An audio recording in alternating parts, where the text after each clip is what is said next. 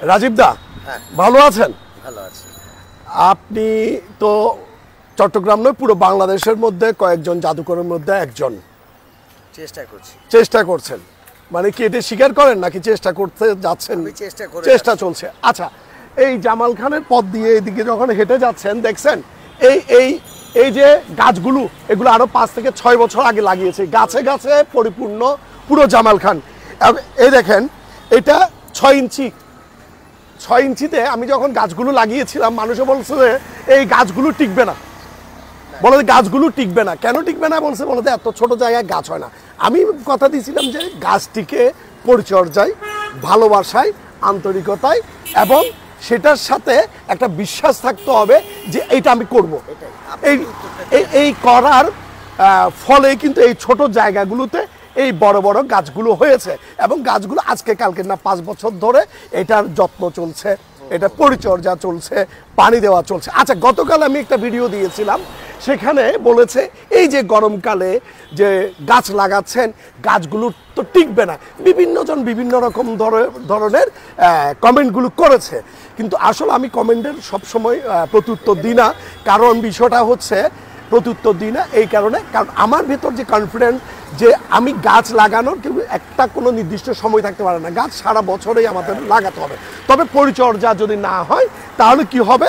গাছগুলো মরে যাবে। সেটা বর্ষাকাল হোক, সেটা শীতকাল হোক, সেটা বসন্তকাল হোক আর শরৎকাল হোক, তবে বর্ষাকালে গাছটা দ্রুত বাড়ে।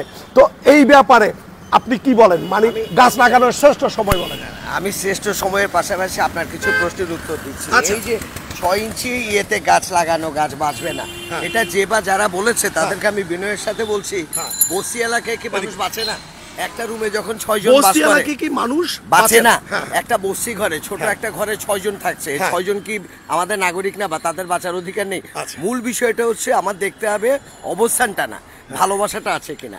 মানুষ বাঁচে ভালোবাসায়। আচ্ছা, তো একইভাবে গাছও বাঁচে ভালোবাসায়, এরও কিন্তু প্রাণ আছে। আপনি একটা ছোট্ট পরিসরে গাছ লাগিয়েছেন, দেখেন ঘনত্ব, গাছের ঘনত্ব একটা বড় জিনিস। ঘনত্ব যখন আছে, গাছ যখন সবুজ আছে, ধরে নিতে হবে ও ভালোবাসা পেয়েছে, সুতরাং গাছ বাঁচবে।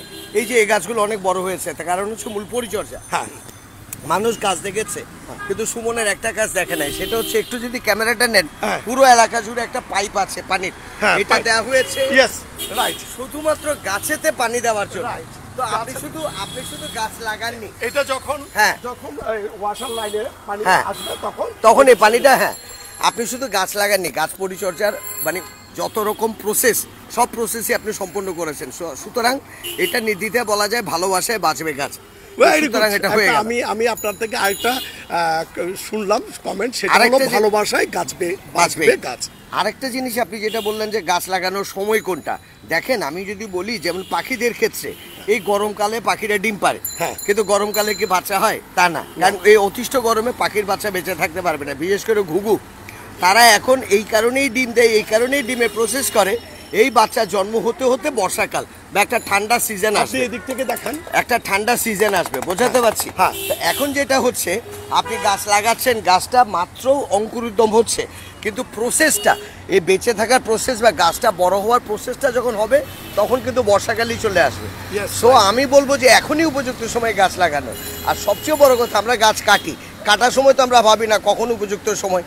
গাছ যখন নির্দ্বিধায় কাটতে পারছি, তাহলে নির্দ্বিধায় আমরা গাছও লাগাতে পারি, সেটা যে কোনো কালই হবে। গাছ লাগানোর কোনো নির্দিষ্ট সময় হতে পারে, আমরা যখন তখন লাগাতে পারি। তবে যেটা বিষয় ভালোবাসা, সেটা হলো পরিচর্যা, ভালোবাসা, আন্তরিকতা, সেটাই। তো দাদা পানি পানি পানি পানি দিচ্ছ, জামাল খান দিয়ে দিছ, ওকে। তো বুঝছেন কাকতালীয় ভাবে আমাদের গাড়ির পানি হয়ে গেছে। অর্থাৎ গাছ লাগানোর কোনো নির্দিষ্ট সময় নেই, গাছ যখন তখন যে কোনো সময় লাগানো যায়। গাছ শুধু পরিচর্যা, ভালোবাসা, আন্তরিকতার প্রয়োজন। আসুন সবাই মিলে গাছ লাগাই, শুধুমাত্র ফেসবুকে যুদ্ধ না করে। আসলে আমরা যদি আমাদের দেশকে ভালোবেসে থাকি, যে গাছটি লাগাবো সেই গাছটি বেঁচে থাকার দায়িত্ব কিন্তু আমাদের আমাদের নিতে হবে। ঠিক আরেকটা আছে, বিষয়, প্রত্যেকটা পরিবারকে ভাবতে হবে এটা যে আমার পরিবারে 5 জন সদস্য, আমার পরিবারে যদি 5টা থালা থাকে, আমার পরিবারে যেন 5টা ফুলের টব থাকে। Thank you. মানে যে কোনো গাছের টব। এইটাই, এটা বট গাছ হবে এমন সেটাই। কোনো কথা নাই, ছোট গাছে মানে ফুলের গাছ সেটা হতে আমাদেরকে পারে, যে কোনো সুঘ্রাণ গাছ। দেয়, ফলের গাছ আমাদেরকে খাবার দেয়, বটবৃক্ষ আমাদেরকে ছায়া দেয়। রসদটা গাছ থেকে আসে। ঠিক আছে, তো ভালো থাকবেন, সুস্থ থাকবেন। এই জামাল খানের এই রাস্তা দিয়ে আমরা আরো 5 থেকে 7 বছর আগে এই গাছগুলো লাগিয়েছিলাম, কেউ ভাবেনি এত বিশাল বিশাল গাছ হবে। আমরা জামাল খানের মেইন রোডে যখন লাগিয়েছিলাম বটবৃক্ষের নিচে যখন গাছ, বলে যে বটবৃক্ষের নিচে গাছ হবে না, আমি তখন বলেছিলাম ভালোবাসায় গাছ বাঁচবে, কিন্তু সেই গাছগুলো এখন ফুলে ফেপে অনেক বড় হয়েছে। ভালো থাকবেন, সুস্থ থাকবেন, পরিবেশের জন্য গাছ লাগানো বাধ্যতামূলক। ধন্যবাদ।